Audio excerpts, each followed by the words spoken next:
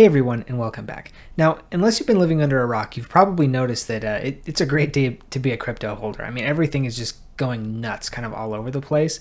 Just because Trump has now won the U.S. election, there's a lot of people who are very excited that there's going to be a lot of changes happening. It was a great night overall, just for generally pro crypto candidates. So I think more important than the presidential election, obviously that's the one that the people kind of had their eyes on.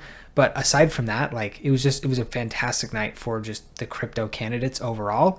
And so I think that is playing into what we're seeing in the crypto market just as much as the presidential race. Obviously that's going to be the one that pulls the headlines, but what we've seen essentially the groundwork being laid to potentially completely transform the US's crypto policy. We already have people who are talking about the Bitcoin strategic reserve coming online. We already have people talking about getting rid of Gary Gensler. We already have people talking about the further investigations into Operation Choke Point 2.0. We've already got people talking about all these different Wells notices and how they probably very likely will not result in any sort of legal action or anything like that so far. So, I mean, there's a ton of really important things that have happened. And so looking at the crypto bubbles, we can kind of see this reflected in the market, right? I mean, keep in mind, we're talking about the daily chart, and we're seeing, 37, 22, 21, 13, 28, 23, 25, all over the place. Things are really going crazy. What we can see is Uniswap has done particularly well. I think a lot of this is because they were one of the ones that received a Wells notice. We can see Immutable also up 10%, not as much as I might have expected, just because they have been hit really hard lately, and they were also one that had received a Wells notice, and so I kind of figured that may have gone up, potentially a little bit more in line with Uniswap. But overall, pick some. There's no red bubbles on this map here. Everything is green and everything's going crazy. Well, I guess one red bubble just came on, and that's USDC, and that it just kind of fluctuates. So this is obviously really good, and what we can see looking at the Bitcoin chart is something very similar, right? Massive candle, and this is kind of, I think, exactly what people were expecting if Trump were to win the U.S. election, and so obviously this has definitely come to pass. We are going to be looking at some information here shortly that doesn't necessarily call into question whether this is legit or not, right? But just being careful about potentially buying in up here, right? Because whenever you see some sort of candle like this, oftentimes it leads to potentially a pullback, or at least some level of recovery, particularly when we've just seen a massive gap up like this. And so I think that kind of the main takeaway, at least that I'm taking from just kind of how things have unfolded over the past 24 hours or so, is that crypto is in an absolutely fantastic position, right? But that doesn't mean it's going to be up only from here. It doesn't mean that we're just going to be on a rocket ride to $150,000 Bitcoin or anything like that. There's still probably going to be a lot of fake outs, a lot of shakeouts, a lot of different things that are going to try and get people, one, liquidated, or two, to sell their Bitcoin before we can kind of continue on our way up, right? Even if we look at this trend line, we can see over the past 2 months or so, we have held this trend line, and what we can see is very big moves up all throughout here.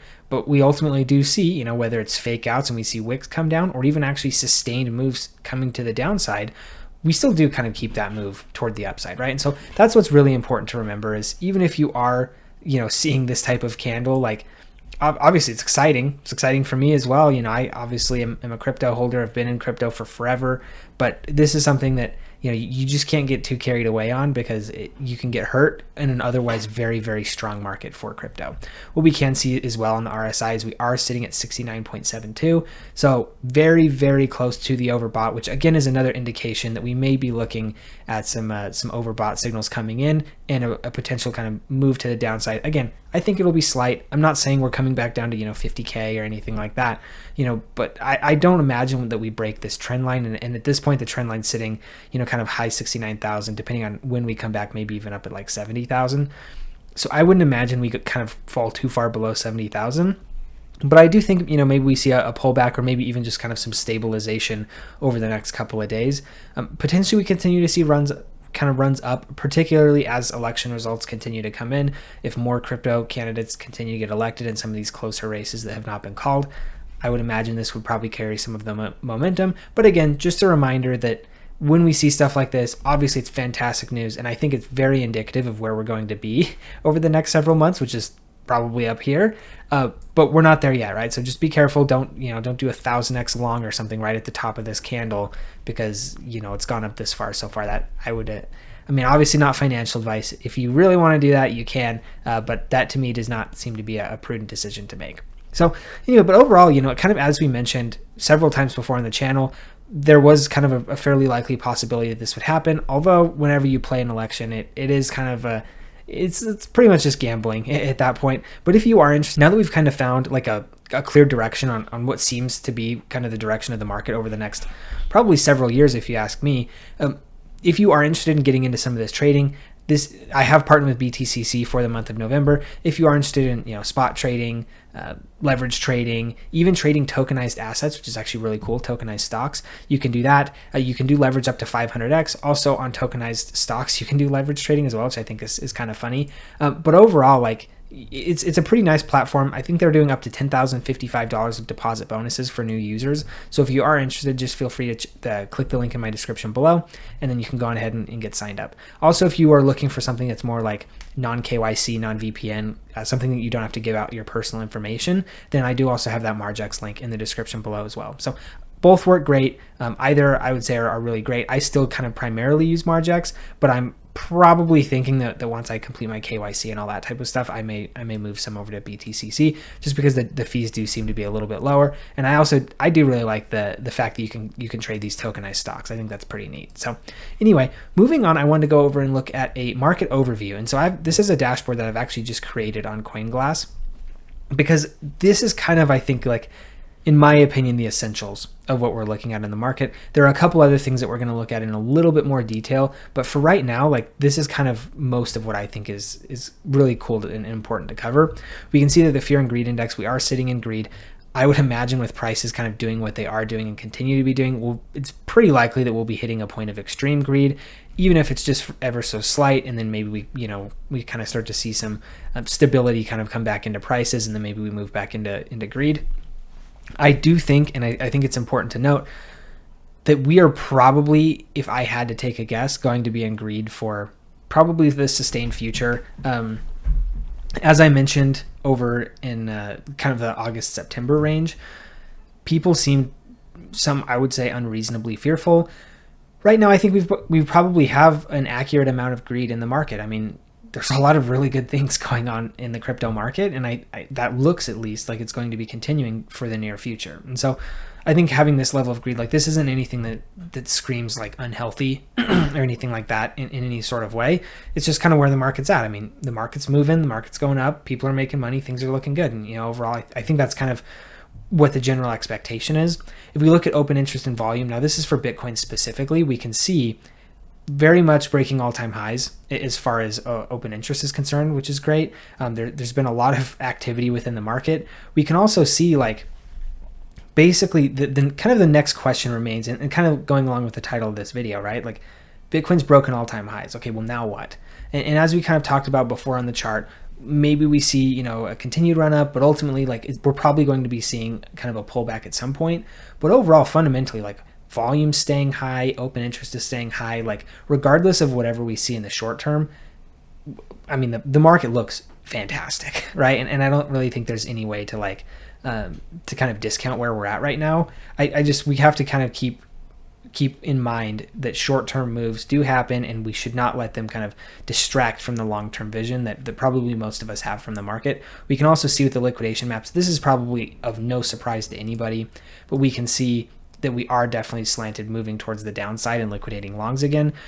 I don't know that that's because this market is maybe necessarily bearish. It's just because we've just gapped up like 5% in a day, right? We've just crushed almost all the shorts that remain in the market, because obviously when we looked at liquidation heat maps in the past, massive walls at kind of like 72 and 73K, which 73 is the all-time high. We have broken all-time highs, and so those massive walls of liquidations were crushed.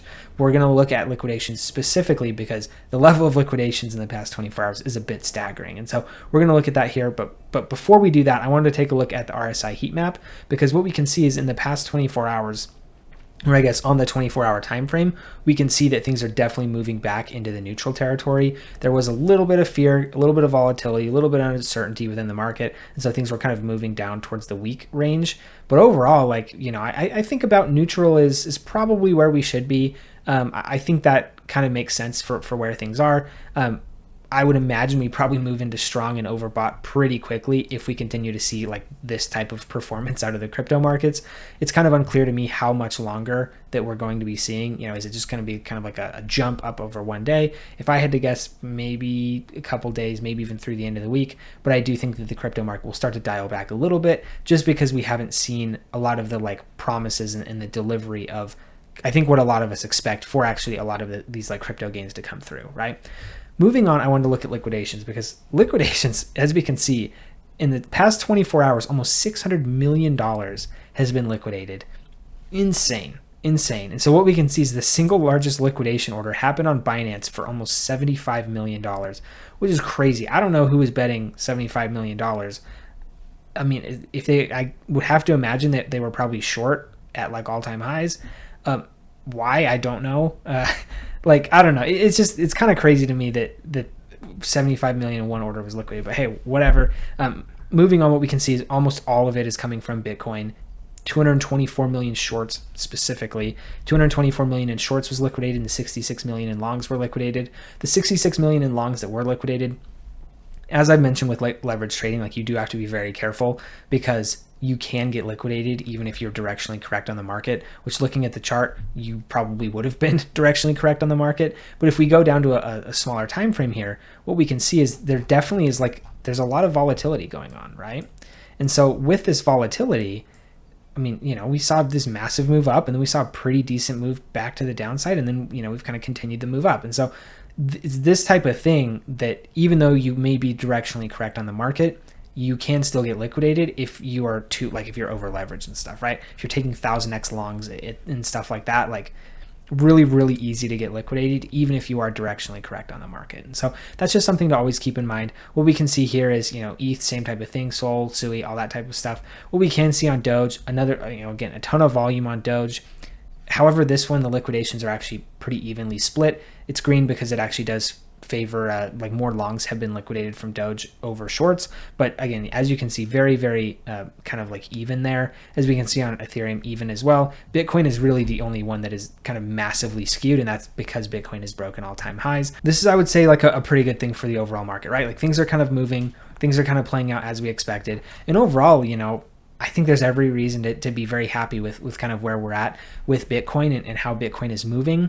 I do think it's possible that we see 80, 85, 90, maybe even $100,000 by the end of the year. I think a lot of this depends on, you know, maybe some of the economic situations that start to unfold. Also, how, you know, kind of the tensions in the Middle East end up playing out. There's still a lot of that going on. So, I mean, not a lot, like a lot of this, as we've kind of mentioned before, like the US election did have a part to play in this, but there's still so much else going on in the wider like macro market that impacts crypto that we do kind of need to see play out as well in order to kind of have that kind of longer term result that we're hoping for. So anyway, hopefully you found the information in this video useful. If you did, please do give me a like and subscribe. It really does help me out.